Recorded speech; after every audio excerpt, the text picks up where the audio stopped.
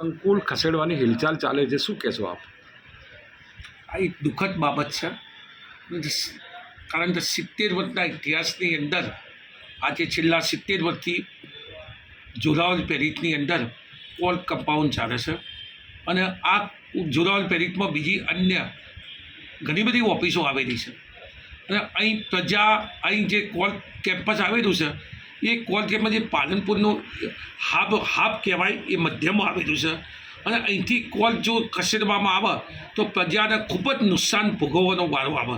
તો જગાના એ વિસ્તાર પાલનપુરથી લગભગ 10 કિલોમીટરના અંતરે આવેલું છે. એટલે અહીંથી કોઈ પણ લિટિગેશન તો જગાના થાય તો એને આર્થિક બોજો પડે અને એ આર્થિક બોજાના કારણે એને ખૂબ જ મુશ્કેલીનો સામનો કરવો પડે.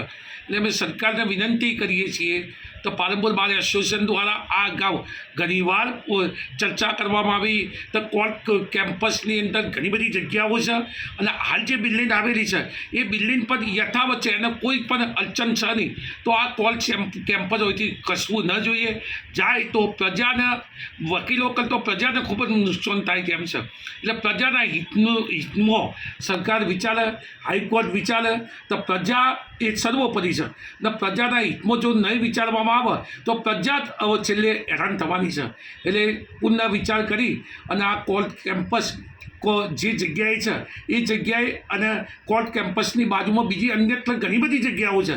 જો નવું જ બિલ્ડિંગ બનાવવું હોય તો એ જગ્યાએ બનાવવા. તો અહીંથી જગાના શા માટે એ એક લોગિક પ્રશ્ન છે અને પ્રજાના હિત વિરોધનો પ્રશ્ન છે જે સરકાર પુનઃ વિચારે, હાઈકોર્ટ પુનઃ વિચારે, પ્રજાના હિત લક્ષી વિચારે એવી હું વિનંતી કરું છું. શું નામ આપનું? ગોવિંદભાઈ ડી મકવાના, છેલ્લા 20 વર્ષથી પાલનપુરમાં વકીલાત.